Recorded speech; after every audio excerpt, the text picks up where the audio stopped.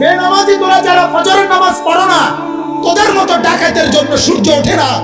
সূর্য ওঠে আমার ওই মাসুম বাচ্চাদের জন্য। যেদিন তাহাজ্জুদ বন্ধ হবে, যেদিন জিকির বন্ধ হবে, যেদিন কোরআন তেলাওয়াত বন্ধ হবে, যেদিন মাদ্রাসার এই দরস বন্ধ হবে, যেদিন এই 8-10 বছরের মাসুম বাচ্চাদের রাতের 4টা বাজের কোরআন তিলাওয়াতের হেফজখানার আওয়াজ বন্ধ হয়ে যাবে, আল্লাহর কসম সেদিন আর সূর্য উঠবে না, চাঁদ উঠবে না। আল্লাহর বান্দারা, আমার শাইখ আল্লামা মুফতি মুশতাকুর নবী সাহেব বলে, ও মুসলমানেরা, নিজ নিজ বিল্ডিং এর ফাইলিং এর চাইতে নিজ নিজ মহল্লার মাদ্রাসাকে তার চাইতে বেশি গুরুত্ব দিও। মাদ্রাসা থাকবে, তোমার গোটা মহল্লা নিরাপদ থাকবে, কসম খোদা। কারণ আমরা যখন গোটা মহল্লাবাসী ঘুমাই, মাদ্রাসার তালেবে ইলম রাতের 4টা বাজে ঠান্ডা শীত আর কুয়াশার মধ্যে 8-10 বছরের ছোট্ট মাসুম বাচ্চা বছরের 12 মাস আল্লাহকে সেজদা করে তাহাজ্জুদ পড়ে এই কোরআন নিয়া ছোট্ট মাসুম বাচ্চা হাফেজ সাহেবের কাছে সবক শুনাইতে বসে। আর অথচ 40 বছরের 50 বছরের 30 বছরের জওয়ান মানুষ বছরের পর বছর ফজরের নামাজ না পড়ে সারা রাত সকাল 8টা পর্যন্ত ঘুমায়। আছে না এমন নাফরমান? কথা বলেন না কেন? তাহলে ওই নাফরমানদের কারণে সূর্য ওঠে। এই এলাকায় তোরা তো ঘুমে থাকস, তোরা লেগে সূর্য উঠবে কেন? হাদিসে আছে, আল্লাহর নবী সাল্লাল্লাহু আলাইহি সাল্লাম বলেন, জমিনে যেখানেই নাফরমানি হয়, ওই জমিন ওই মাটি আল্লাহকে বলে, আল্লাহ মালিক, আমারে শুধু আমার বিছানা একটু পাল্টাইতে দাও। তোমার এই বান্দা নাফরমানি করছে, আমার উপরে দাঁড়ায়া জিনা করছে, ব্যভিচার করছে, মোবাইলের মধ্যে উলঙ্গ ছবি দেখছে ঘন্টার পর ঘন্টা। মাওলা, আমি জমিনের আর সহ্য হয় না, আমারে শুধু একটু অনুমতি দাও আল্লাহ, আমি একটা উল্টানি দেই, আমি শুধু একটা উল্টানি দেই, আমার জমিনের নিচের মাটি উপরে তুলে দেই, উপরের মাটি নিচে নামায়ে দেই। ফাজআলনা আলিয়াহা সাফিলাহা, নিচের গুলো উপরে তুলে দেব, উপরের গুলো নিচে নামায়ে ফেলবো, আর তোমার এই নাফরমানকে ডুবায় লাবো, ধসে ফেলবো। আল্লাহ, আমি কারুনকে জমিনে নামায়ে নিছি, নিচের দিকে টেনে নিছি। আল্লাহ, আমি কওমে লূতকে পুরা বস্তি, পুরা মহল্লা, পুরা এলাকা, তাদের চতুষ্পদ জন্তু জানোয়ার, তাদের ঘর বাড়ি, তাদের আসবাবপত্র, নারী পুরুষ কোলের বাচ্চা সহ আমি জমিন উল্টায়া দাফন করে দিছি। এই নাফরমানকে আমি উল্টায় দিতে চাই। বিশ্বাস করেন, প্রত্যেকটা গুনার পরে জমিন এভাবে আল্লাহর কাছে ফরিয়াদ করে, কিন্তু আল্লাহ তখন বলে, না জমিন, তুমি বানাও নাই, আমি বানাইছি, আমি বানাইছি। চোখ আমি লাগাইছি, নাক আমি লাগাইছি, কান আমি লাগাইছি। এরে বান্দা, আল্লাহ বলে, জমিন, আমি একদিন 2 দিনে না 9 মাস লাগাইয়া তারে তার মায়ের পেটে আমি মাওলা সাজাইছি। এত কষ্টের সাজানো পরে আমি ধ্বংস করি কেমনে? আরে আমি কেমনে রে ধ্বংস করে দেই? এই চোখ তো আমার লাগানো, এই নাক তো আমার লাগানো। আমার বাপ জানেন আপনারা এটা? রব্বুল আলামিন বলে, আমি জমিনের সবকিছু আমার হুকুম দিয়ে বানাই। কুন কুন হও ফায়াকুন, হয়ে যায়। আল্লাহ বলে, বান্দা, আমি সব হুকুম দিয়ে বানাই, তোরে আমি হুকুম দিয়ে বানাইছি না, আমার নিজের হাতে বানাইছি, হাতে হাতে। খালাকতুহু বিয়াদিয়া, আমার হাতে, কুদরতি হাতে। কেউ রে বলি নাই। তোর মা জানে না কখন নাক লাগাইছি, তোর বাবা জানে না কখন নাক লাগাইছি, হাত লাগাইছি, কেউ জানে না। তোর মা জানে পেটে বাচ্চা, তোর বাবা জানে স্ত্রী গর্ভবতী, দাদা দাদি নানা নানি জানে সন্তান হবে, এর দূরে জানে।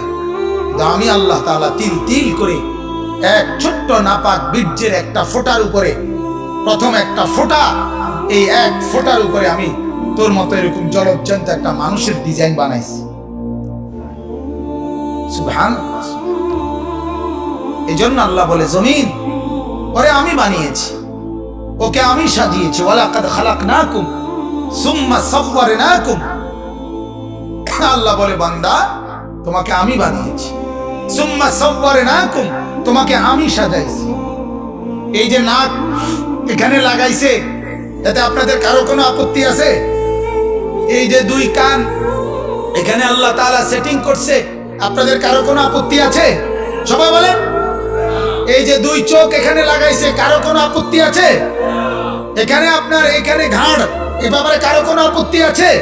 এই হাতের আঙ্গুলগুলোর ব্যাপারে কারো কোনো আপত্তি আছে? আমার বন্ধু, যদি মুসলমান হয়ে থাকো তাই আল্লাহকে সাক্ষী রেখে এই মাঠে এখন বলো, নাক এখানে লাগানে যদি আপত্তি না হয়, কান এখানে লাগানে যদি আপত্তি না হয়, দাড়ি এখানে রাখাতে আপত্তি করলা কেন?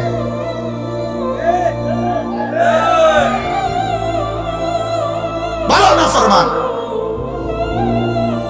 আমার একটা সত্য কথা আছে, যদি কারো গায়ে লাগে, আমি বলি অনেক সময় কথা, যদি কারো গায়ে লাগে গায়ে লাগুক, যদি গাও ফাইরা আড্ডিত লাগে আড্ডিত লাগুক,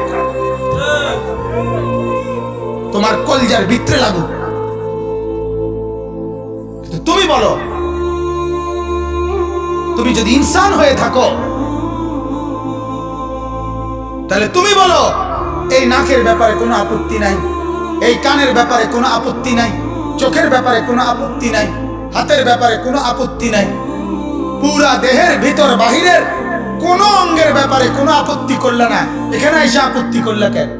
আর আপত্তি কইরা এটা সুন্দর হয় নাই, এই ডিজাইনটা, এরপরে সুন্দর ডিজাইন বানাবার জন্য আল্লাহকে বাদ দিয়া কার কাছে গেলা? নাফিকটার কাছে?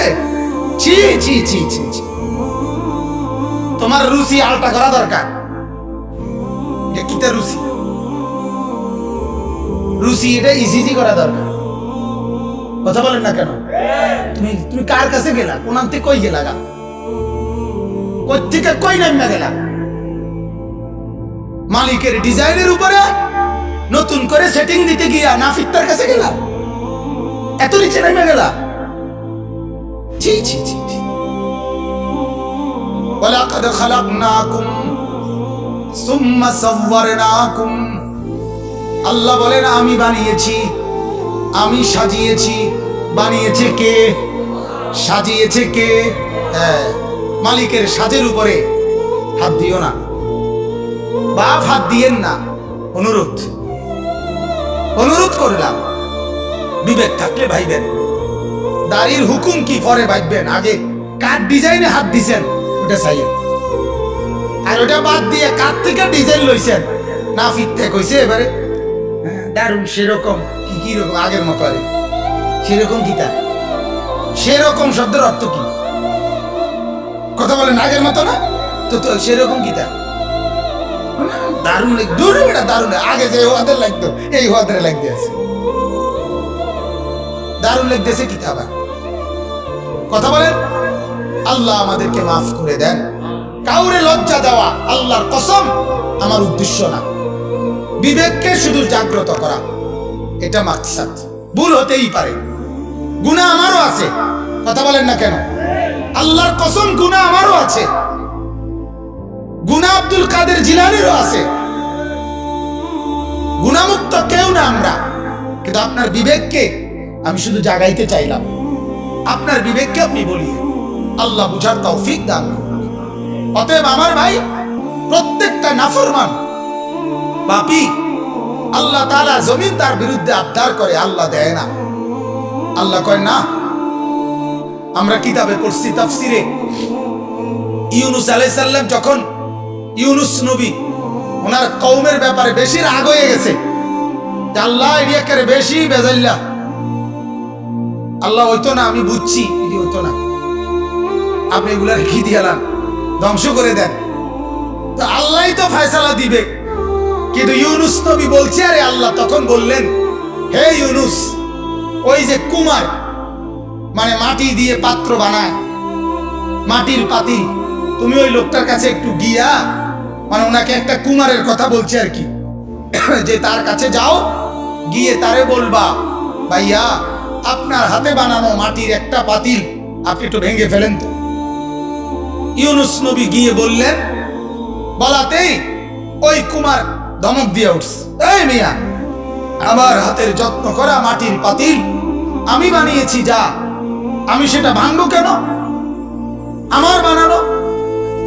ইউনুস নবী আল্লাহকে বলেন, আল্লাহ ভাঙতে তো চায় না। বলছে কি বলে? বলে যে নিজের হাতে বানায়া ভাঙবে কেন?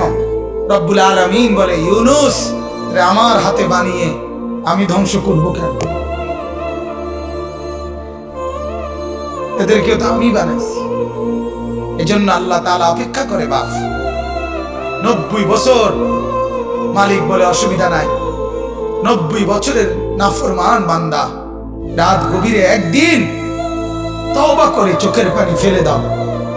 কেউ বলিও না, আমারে বলো 90 বছরের গুনাহ একসাথে মাফ করে দাও, 70 বছরের গুনাহ একসাথে মাফ করে দাও, একসাথে। ওয়া আনিস্তাগফিরু রাব্বাকুম, আমার কাছে ইস্তিগফার করো, সুম্মা তুবু ইলাইহি, আমার কাছে ফিরে আসো, ইউমাত্তিউকুম মাতাআন হাসানা, যত উত্তম নিয়ামত আছে সব তোমারে দিয়ে দেব।